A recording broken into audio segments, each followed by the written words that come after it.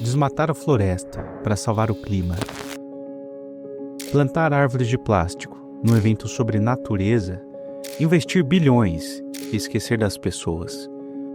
À primeira vista parece absurdo, mas são essas as perguntas que a COP30 trouxe para dentro da nossa casa chamada Brasil. E talvez seja a hora da gente parar, olhar com calma e tentar entender o que de fato está acontecendo. Falta pouco menos de um ano para receber o evento mais importante do mundo na discussão sobre as mudanças climáticas. A COP30 será em Belém do Pará será a sede da COP30. Nada mais justo do que fazer uma COP na Amazônia para eles descobrirem de verdade o que é a Amazônia.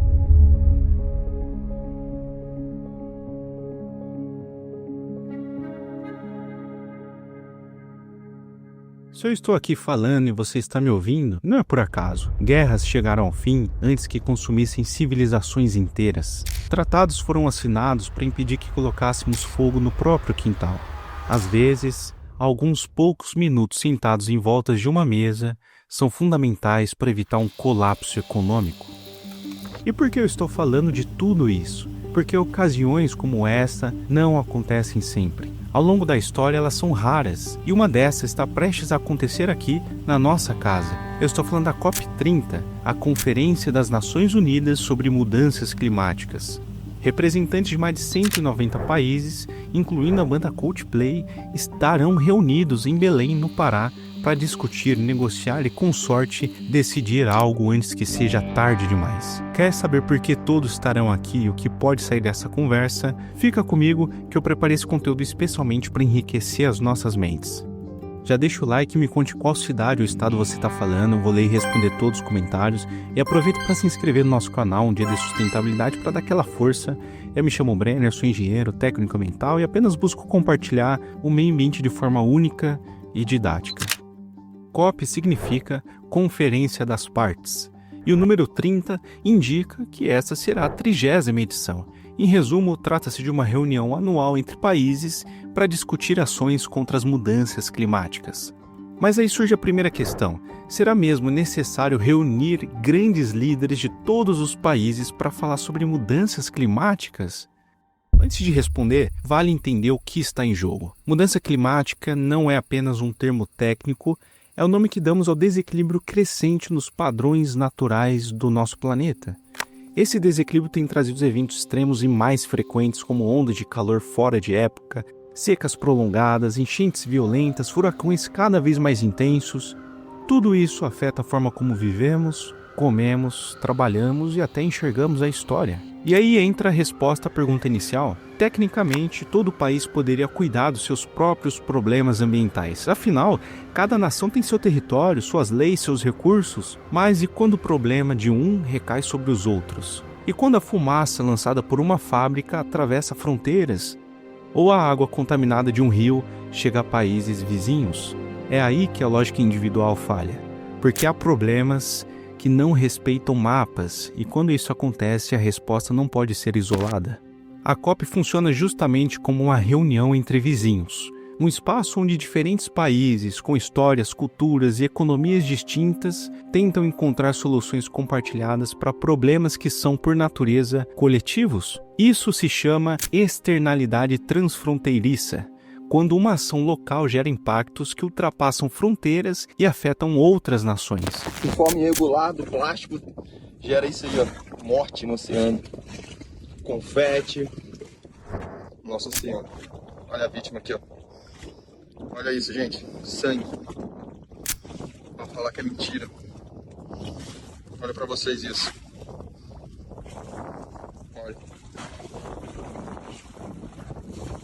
Olha a sua irresponsabilidade, o que faz o oceano. Por isso a responsabilidade precisa ser dividida. Uma coisa que provavelmente você não sabe é que toda a história começou aqui no Brasil. Durante um grande encontro mundial, conhecido como Cúpula da Terra, ou Rio 92, ou Eco 92, que foi realizado, ou seja, no Rio de Janeiro em 1992, foi lá que os países assinaram um tratado global sobre o clima. E a partir desse tratado surgiu a chamada Convenção Quadro das Nações Unidas sobre Mudança do Clima. É um nome bem extenso, mas eu vou resumir de forma bem fácil para vocês. Convenção, um acordo entre países. Quadro, porque não impõe regras específicas, mas abre caminho para outras mais detalhadas no futuro. Das Nações Unidas, simplesmente porque foi organizada entre os países membros da ONU. Se você já viu a sigla UNFCCC, é a mesma coisa que CQNUMC, só que em inglês. A partir dessa convenção, nasceu a COP, a reunião anual para dar continuidade ao que foi acordado. Mas isso me afeta em quê? Será que esse tipo de encontro realmente importa para mim? A resposta está na ideia de compromisso intergeracional. O Brasil não é um país que se resume aos grupos contemporâneos, aos que vivem nele hoje. Ele é a soma de gerações que vieram antes e daquelas que ainda virão. Nós somos os nossos avós, nossos pais, filhos e netos. Cada decisão que tomamos agora ecoa muito além do nosso tempo.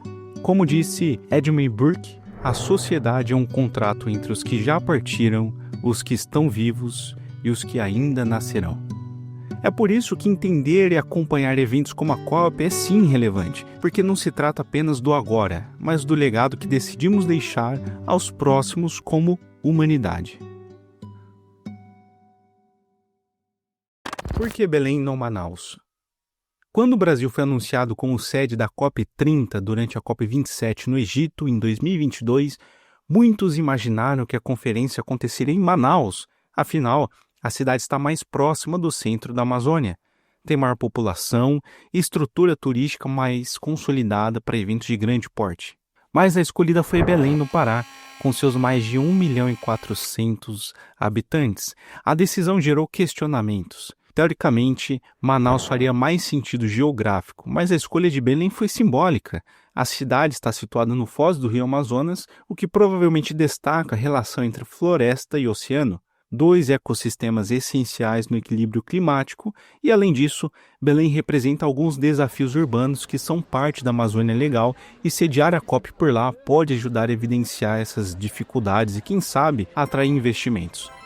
Só para aproveitar, se você está assistindo esse vídeo, já teve a oportunidade para ir para Belém ou Manaus, ou você mora nessa região, compartilhe com a gente qual a sua experiência, quais os pontos positivos e negativos que você enxergou. O mascote da COP30. E depois de escolhido o Brasil como sede da COP30, veio outra decisão importante.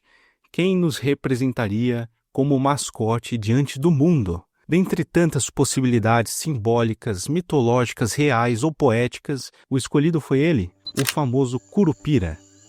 Se você nasceu no Brasil e passou pelo ensino fundamental, provavelmente já ouviu esse nome em algum momento. O Curupira é descrito como um guardião das florestas com os pés virados para trás e cabelos em chamas. Mas convenhamos, florestas e chamas numa conferência sobre mudanças climáticas com um personagem que anda para trás, acho que não combina muito bem. Se fosse para escolher algo mais simbólico, talvez eu pensasse no boto cor-de-rosa, um mamífero amazônico ameaçado de extinção, real, carismático e que carrega em si uma causa urgente. Ou então, algo que representasse a nossa natureza como ela é, sem floreio. Eu chamaria de Pégua, a lendária e onipresente água-pé.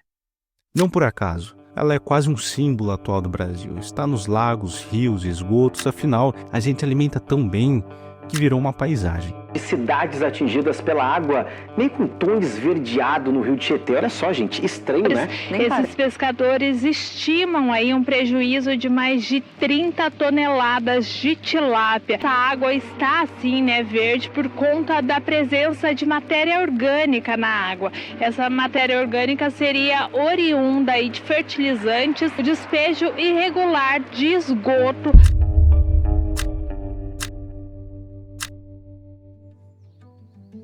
Ecoárvores ou árvores de plástico. Que história é essa? Uma das notícias que mais repercutiram foi as instalações das chamadas ecoárvores em Belém. A proposta inicial era inspirada nas Super Trees de Singapura, com estruturas metálicas cobertas por plantas trepadeiras, mas esse foi o resultado final. A justificativa da prefeitura era que o solo da região era inadequado ao plantio de árvores reais. No entanto, essa iniciativa gerou diversas críticas do público. Muitos questionaram por que não foram plantadas árvores reais, especialmente espécies nativas da Amazônia como açaí, samaúna e o pau de rosa, que são adaptadas ao clima local e culturalmente representativas. Afinal, em um evento que visa destacar a natureza e a cultura brasileira, faz sentido importar modelos estrangeiros. E se for para se inspirar, que seja uma inspiração bem feita, que traga benefícios não só visuais, mas ambientais, de conforto térmico, saúde, com boas áreas de lazer para os moradores. Mas tem um pequeno detalhe, esse jardim ele é artificial. Isso mesmo, em vez de plantar árvores de verdade, o governador Helder Barbalho colocou estruturas em formato de árvores. Vai ser construído o que eles chamam de parque linear. Essa é a árvore artificial, gente. Olha que coisa horrorosa isso. Serão cerca de 180 árvores artificiais em 2 canais, não só na Nova Doca. Alguém, então, teve a brilhante ideia de copiar um projeto que foi executado em Singapura, muito mais altas até do que essas, mas que possivelmente serve para Singapura. Trazer uma ideia dessa para Belém, que é uma cidade amazônica, conhecida como a cidade das mangueiras, né? Não faz sentido. A prefeitura alegou que as ecoárvores eram apenas uma apresentação temporária. Logo eu pensei que seria semelhante àquelas casas decoradas em lançamentos imobiliários. Contudo, após as críticas e as repercussões negativas, as estruturas foram rapidamente substituídas por plantas reais. Finalmente. Mas como somos brasileiros, nós caímos questionando por que não escolheram espécies nativas. As plantas utilizadas não são originais da região, o que contraria a proposta de valorização da flora local. Além disso, algumas dessas espécies possuem folhas tóxicas para os cães, que é o caso da planta lambari roxo, o que pode ser um problema para quem deseja passear com seu cachorrinho por aí. Outro argumento apresentado pelas autoridades foi que não haveria tempo suficiente para que as árvores reais crescessem e proporcionassem sombra adequada até a realização da COP30. De fato, algumas espécies levam décadas para atingir o porte ideal. No entanto, vale lembrar que a escolha de Belém como sede da COP30 foi anunciada em 2023, proporcionando um intervalo de 2 anos até o evento. Embora esse período possa ser insuficiente para o crescimento pleno de árvores de grande porte, poderia ter sido planejado um programa de transplante de árvores adultas, técnica conhecida como transplante arbóreo, uma prática que já é realizada em diversas cidades brasileiras. Além disso, durante as obras de infraestrutura para a COP30, centenas de árvores da floresta amazônica foram derrubadas para a construção de avenidas como a Avenida Liberdade. Isso levantou um questionamento: não seria possível ter transferido alguma dessas árvores para as novas áreas urbanizadas, como os parques lineares da Nova Doca e de Tamandaré? É importante destacar que as árvores reais oferecem inúmeros benefícios ambientais e sociais que estruturas artificiais não podem replicar. Elas reduzem a temperatura ambiente, melhoram a qualidade do ar, diminuem a poluição sonora e proporcionam bem-estar psicológico à população. Em contrapartida, as ecoárvores, apesar do seu apelo estético, não oferecem os mesmos serviços ecossistêmicos. Por fim, é relevante mencionar que Belém enfrenta um déficit significativo de arborização urbana. A cidade ocupa a 4499 entre 5.570 municípios brasileiros no ranking de arborização urbana, com apenas 22,3% dos domicílios em vias públicas arborizadas. Entre as capitais estaduais, Belém está entre a menos arborizada, ficando atrás apenas de Rio Branco. Em um contexto de altas temperaturas e mudanças climáticas, investir em arborização urbana com espécies nativas deveria ser uma prioridade. Uma das obras mais debatidas em Belém é a construção da Avenida da Liberdade, uma rodovia expressa de 13,3 quilômetros que ligará a Avenida Perimetral à alça viária. A previsão é que a via reduza o tempo de deslocamento e beneficie diretamente mais de 2 milhões de pessoas na região metropolitana de Belém. Mas afinal, essa obra está sendo feita por causa da COP? Pode parecer que sim. Muita coisa tem sido prometida e acelerada com o argumento de que Belém vai receber a conferência climática mais importante do planeta, mas, ao pesquisar, eu descobri que a construção da Avenida da Liberdade já havia sido anunciada em dezembro de 2020, muito antes de sabermos que o Brasil e depois Belém sediariam a COP. A COP está inserida no plano plurianual do estado do Pará. E segundo documentos oficiais, trata-se de uma ação estratégica de mobilidade urbana para reduzir o colapso na BR-316. Ou seja, ela não nasceu por causa da COP30, mas sim a COP virou um marco de entrega e com isso a obra foi impulsionada. E esse é o ponto que precisamos compreender. Usar um evento como alavanca não é por si só o problema. O problema está em como se implementa essa alavancagem. Ou seja, se as ações são planejadas de forma sustentável e com participação da comunidade. E aí começam as reflexões. Belém é uma cidade que cresceu cercada pela floresta. Uma simples olhada no Google Maps já mostra como a vegetação está entrelaçada ao espaço urbano. E esse é um dos desafios ambientais mais complexos. Como crescer sem devastar? Como desenvolver sem fragmentar ecossistemas? O nome técnico para isso é fragmentação florestal. Quando uma estrada, por exemplo, atravessa uma área contínua de mata e separa ecossistemas antes conectados. Isso causa isolamento de espécies, reduz a biodiversidade e muitas das vezes leva à degradação gradual da área.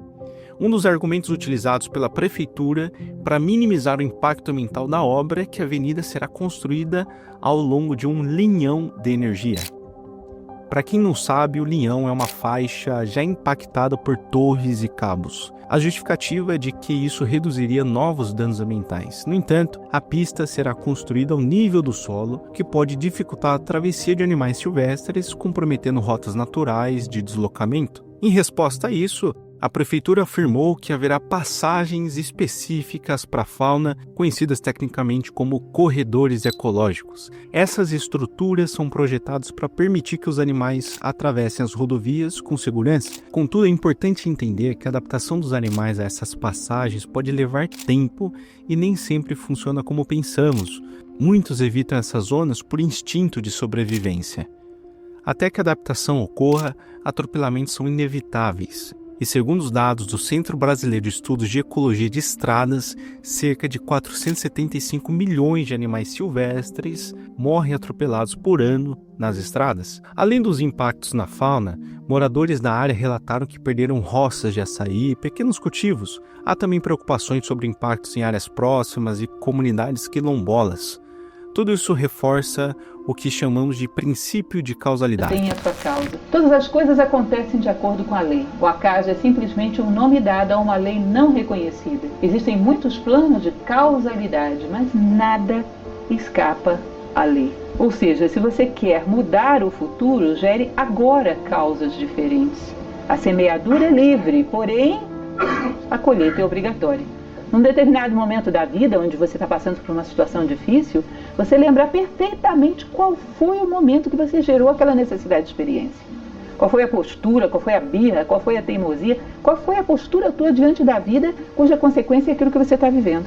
Aí a culpa não é de ninguém, não transfere a culpa para terceiros, quartos, nem quintos. Você está vivendo aquilo, não há culpas, aliás. Você está vivendo aquilo como processo pedagógico, como consequência daquela atitude. Para toda intervenção existe uma consequência. O que estamos fazendo aqui é pesar esses efeitos. Qual será o saldo final entre benefícios e perdas? E aí eu te pergunto, se você mora na região, me informa, como que está o trânsito aí? Você acredita que essa rodovia vai melhorar a mobilidade ou será apenas mais uma via mal planejada? E para quem é de fora, qual seria a sua sugestão? Porque o trânsito em Belém, como todos sabem, é caótico e não dá para ignorar a realidade das pessoas que enfrentam 2-3 horas de deslocamento por dia. É fácil a gente criticar a distância. Mais difícil é encontrar soluções viáveis quando se está no meio do problema. E uma coisa eu deixo bem claro, o impacto é claro e dói. Algumas áreas têm valor afetivo, histórico, ambiental, mas pense comigo.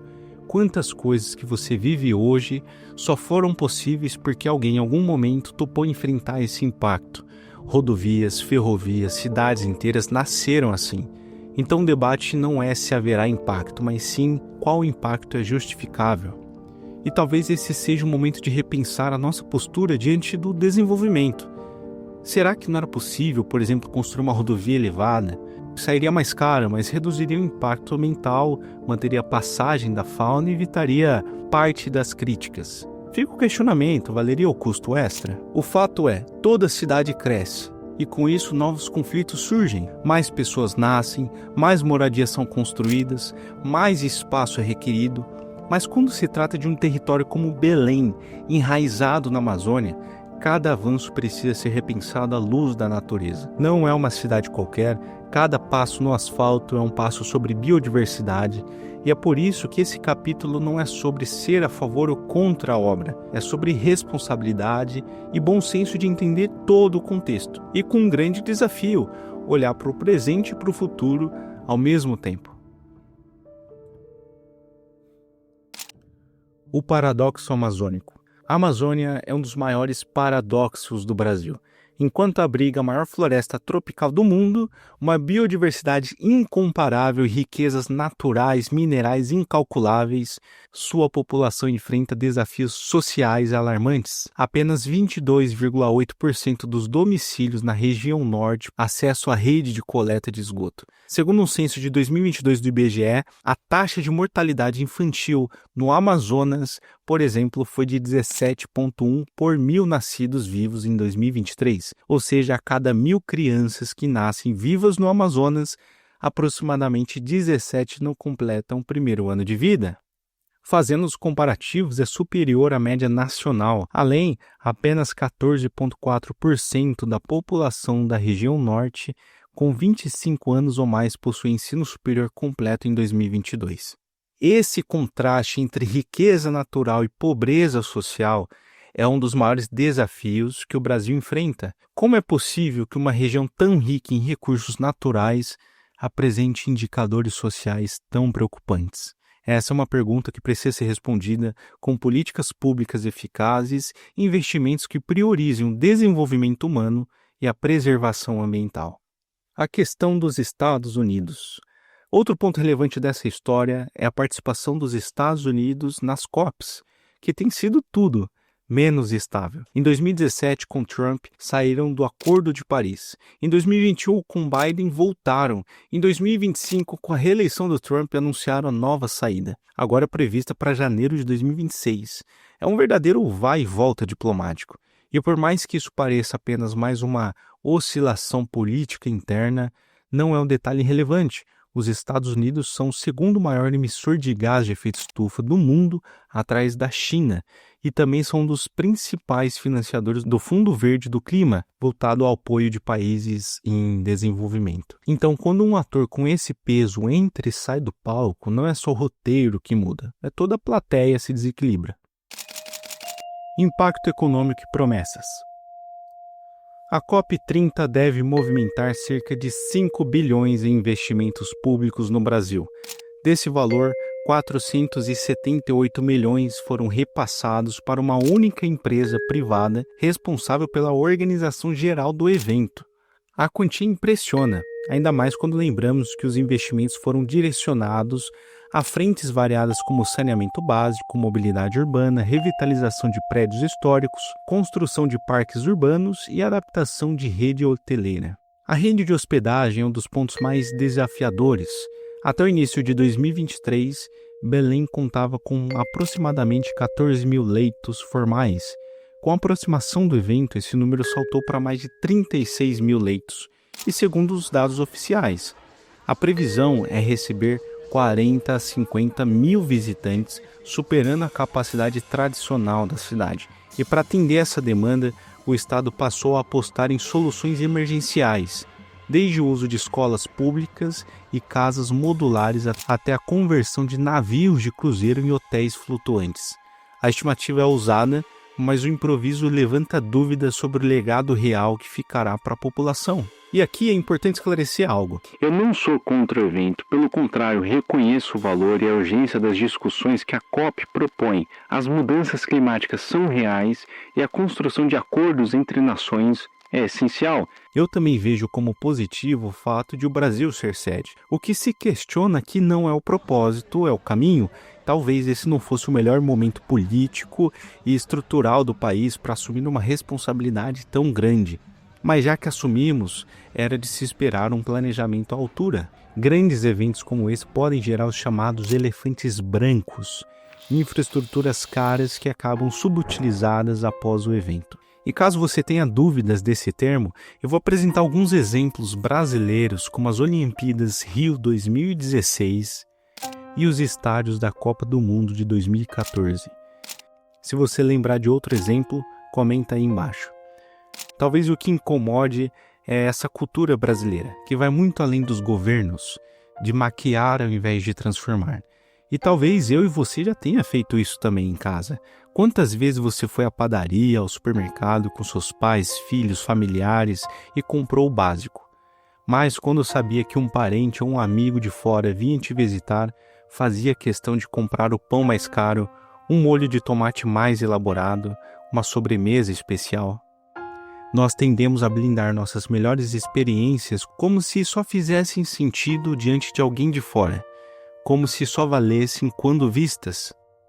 É essa mentalidade que a gente precisa discutir. Será que investir milhões em hotéis flutuantes, estruturas temporárias é mais impactante do que investir em pessoas? Ou investimento, por exemplo, em cursos de inglês, espanhol ou francês para os feirantes, comerciantes ou guias locais? Foram oferecidas oficinas de sustentabilidade, culinária regional, artesanato com identidade cultural, atendimento aos turistas ou a normas sanitárias? Essa é a chamada capacitação sociocultural, o tipo de legado que fica, mesmo quando as luzes do evento se apagam. Receber o mundo é uma oportunidade valiosa, mas será que estamos realmente preparados para que a população local seja protagonista ou só estamos decorando a casa por uma visita?